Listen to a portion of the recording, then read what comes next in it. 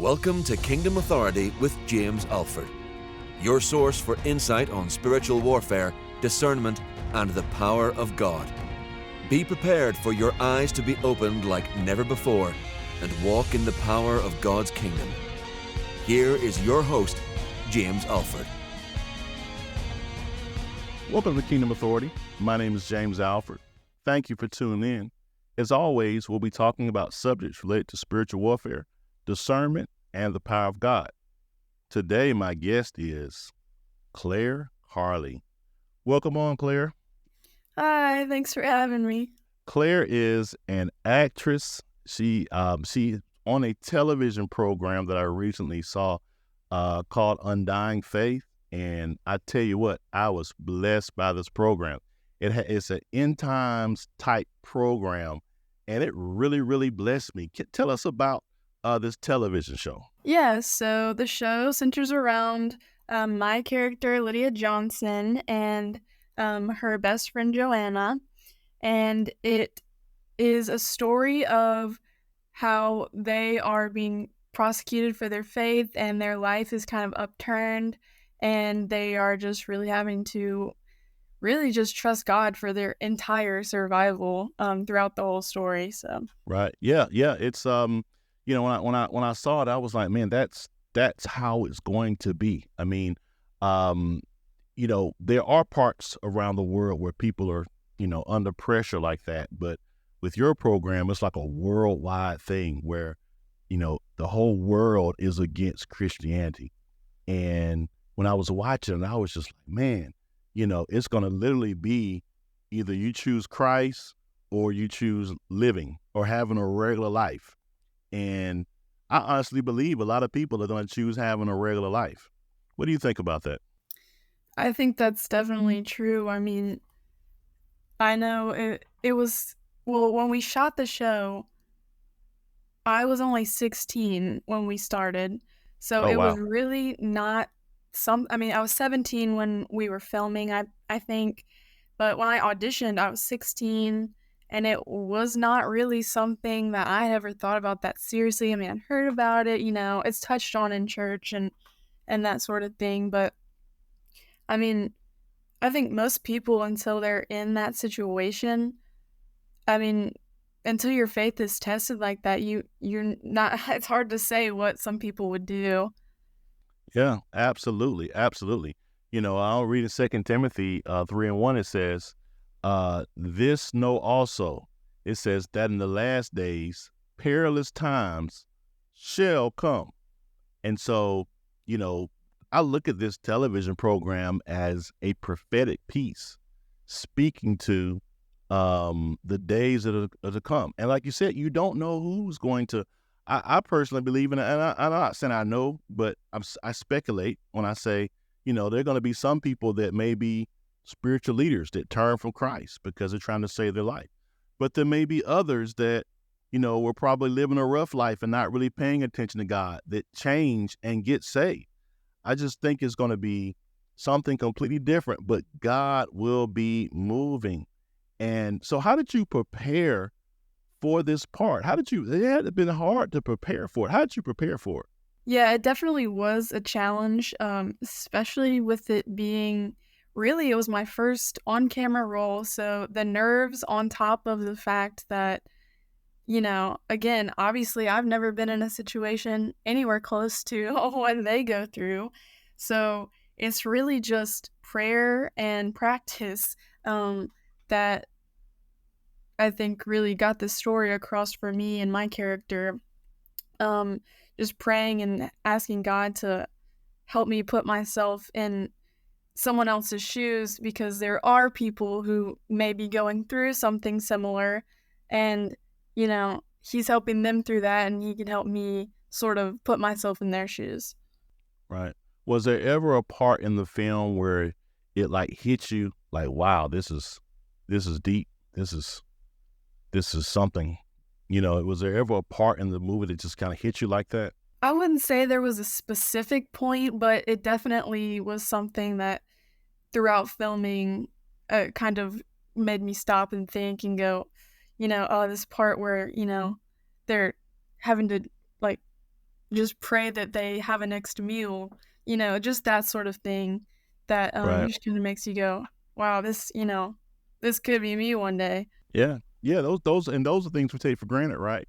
You know? Absolutely. Yeah. We want to go up and get and I don't know what you eat, but for me, I go get a Big Mac. If I want to go get a Big Mac, I just go get a Big Mac and come home, and it's not even a thought, But imagine my life being, on the line and being hungry, and the only thing I have to do is deny Christ, who I have not physically seen, to be able to eat something I can physically see and fill my stomach. It's going to be a hard time. But as you know, there are places, and right now they're dealing with a similar level of persecution.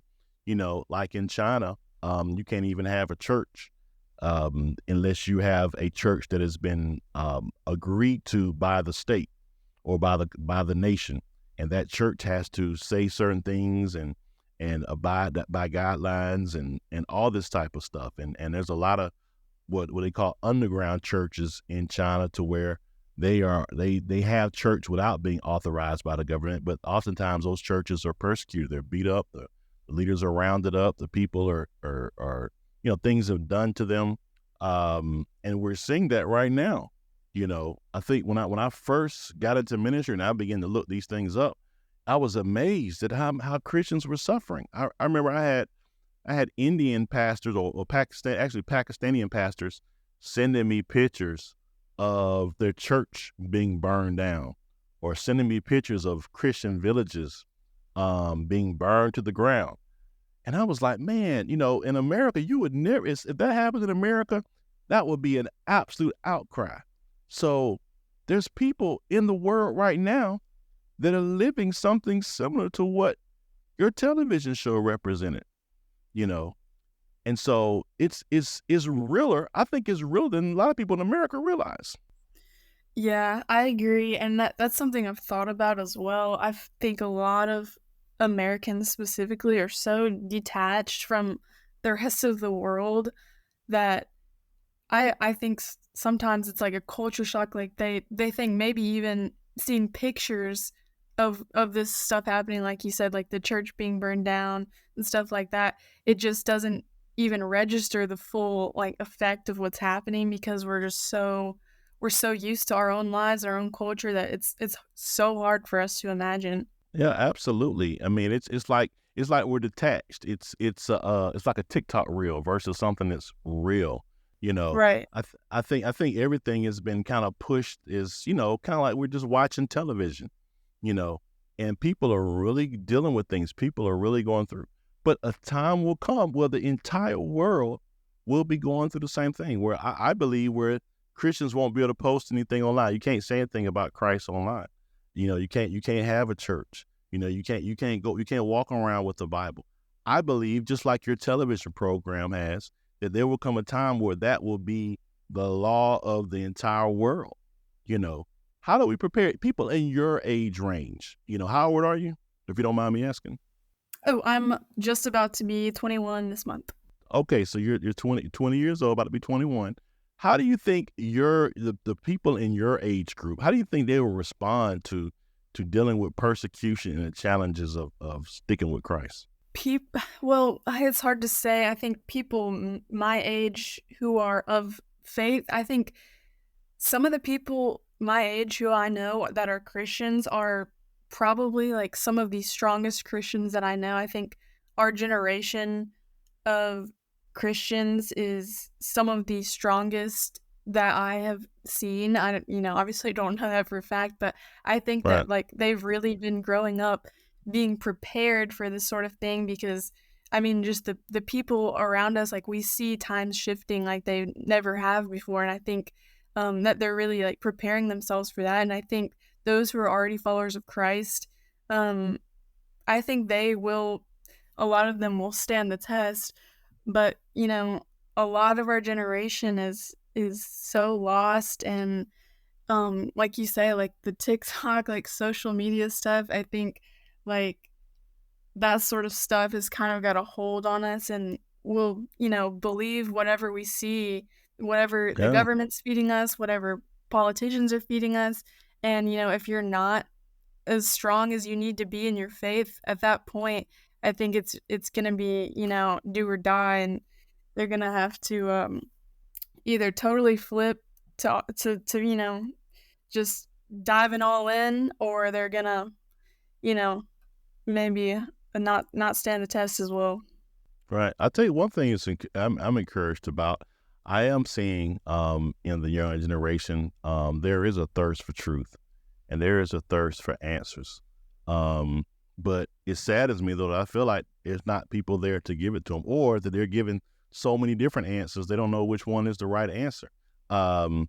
Especially like online on YouTube, you can pretty much look up whatever you want and there'll be someone there to tell you about it, no matter what the topic is. There's a danger there.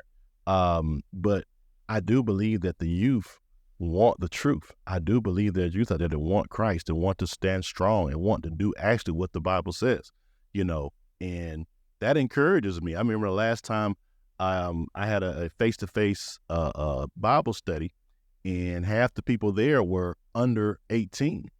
And after I finished the Bible study, the ones with all the questions were the ones under 18. And we had adults there and they didn't have any questions, or they didn't have any comments, I should say.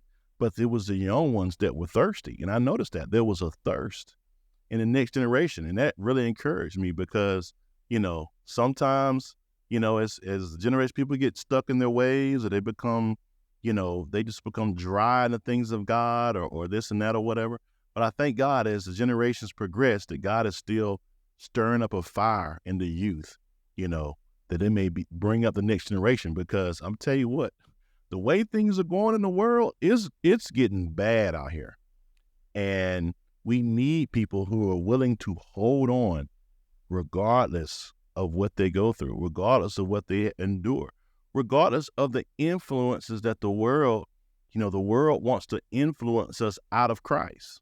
They want to intimidate or make us fearful of losing things. We have to be willing to lose. And a lot of people don't like that message. But the Bible is clear. Those who lose their life will gain it, and so, that's basically what your show is about. Your show is about those who are willing to lose for the cause of Christ, willing to endure persecution for the cause of Christ. And we know if we keep Christ, we gain, and so are there any behind the scenes stories that you can share about some things you guys saw behind the scenes? Well, I would say, one story that I've told before is in some of the filming, it was in the winter months, and we were, filming outside in northern Alabama. So it was very, very, very cold. I was wearing one layer, so I'm out there like shivering like the whole time. And I know there was at one point where she's like spear fishing, trying to catch some fish, and she has to stand in the water. I think it was like 34 degrees or something outside with like a wind chill, like of, the same. And Wow. ooh, this is, it was tough, but, it wasn't too bad. I got in and out pretty quick, but I just remember I was so cold, like the entire filming. It was definitely an experience. Did you feel like you were on a mission and you had to stay the course? Yes, exactly. I was like, you know what? If they can make it through, I can make it through. If their characters can make it through, I can make it through. Awesome. Yeah, and that's you're right. I mean, you can't when you start looking at that level of persecution you guys showed in the TV show, it kind of humbles you a little bit, because you say, man, this is a lot. And like I said, you look at your life in America, especially, and you're like, this is pretty easy, Right. I don't know. In the grand scheme of things, really, I can be cold for a couple of days if I can bring one person to Christ. You know what I mean? Yeah, absolutely. Absolutely. You sacrifice for others. Absolutely. And so what message do you hope that viewers take away from watching Undying Faith? Well, of course, the main message is we want people to know Christ, and viewers that are already saved, obviously we want them to be entertained and get invested in a story because, I mean, that's what performing arts is. That's what I do as an actress.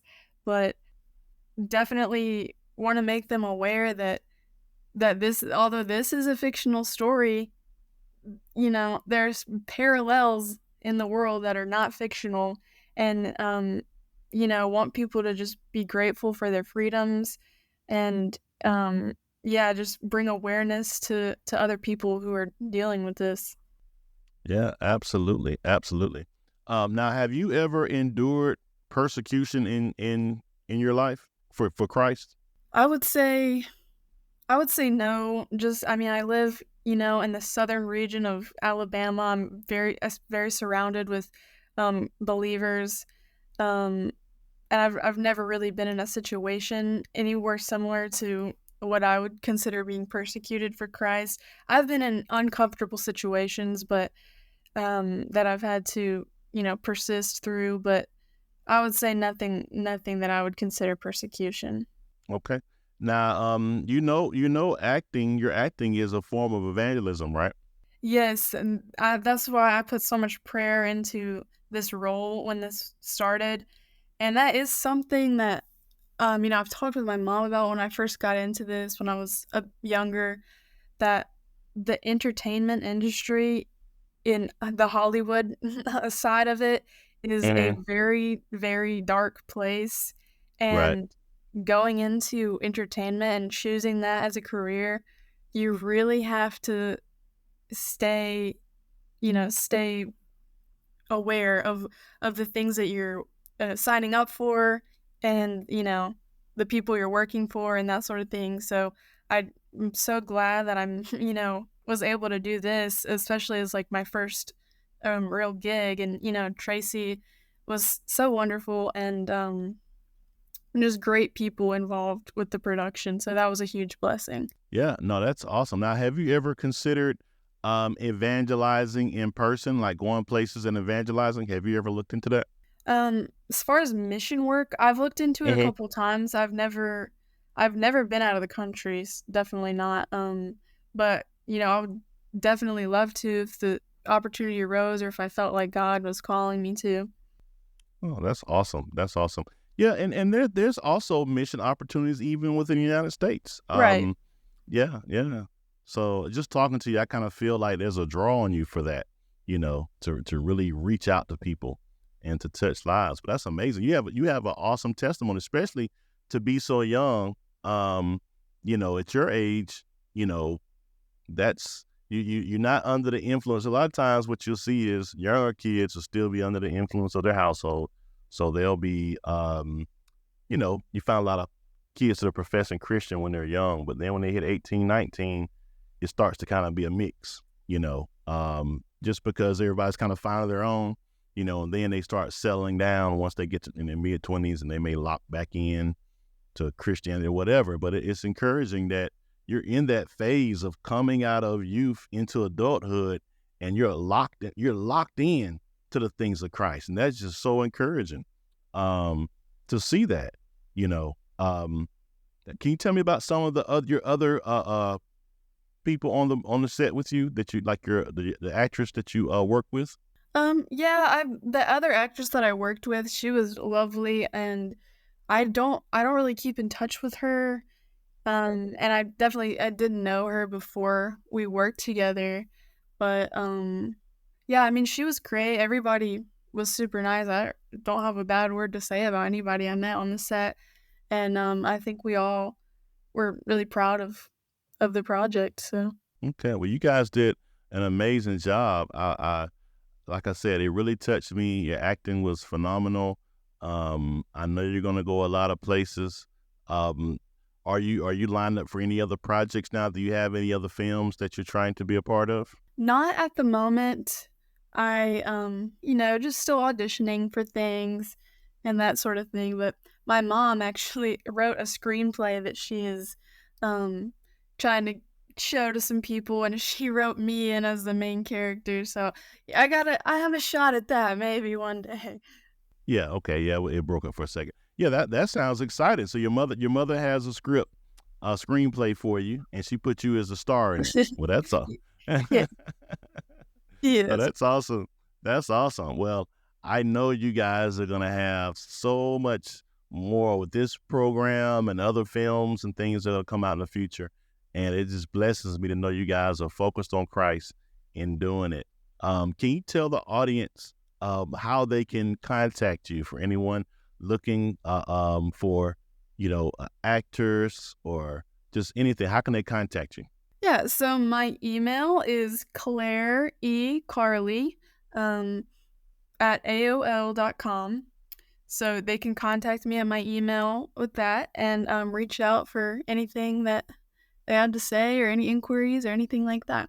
Okay. Awesome. Well, I thank you so much for coming on. I'm excited to see the next episodes and what God is going to do through it and how God is going to get the glory in it. I just want to thank everyone who's tuned in and listened to this program. Make sure you go out.